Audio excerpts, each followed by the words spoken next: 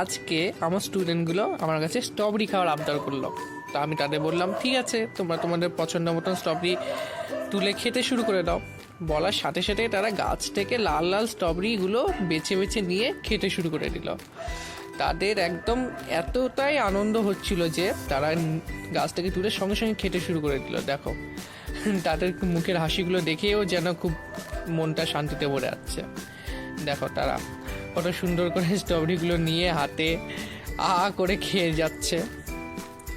এইদিকে এই ছোট্ট পুচকুটাও স্ট্রবেরি খেয়ে বেজায় খুশি। আমার কাছে প্রচুর স্ট্রবেরি ছিল, সেই সব দেখে তারা খাওয়ার বায়না করেছিল।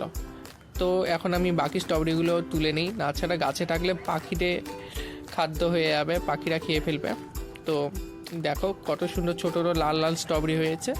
প্রথমের দিকে সাইজগুলো একটু বড় হলেও এখন শেষের দিকে তো তার জন্য স্ট্রবেরিগুলো একটু ছোটো হচ্ছে, কিন্তু খেতে কিন্তু মন্দ লাগছে না।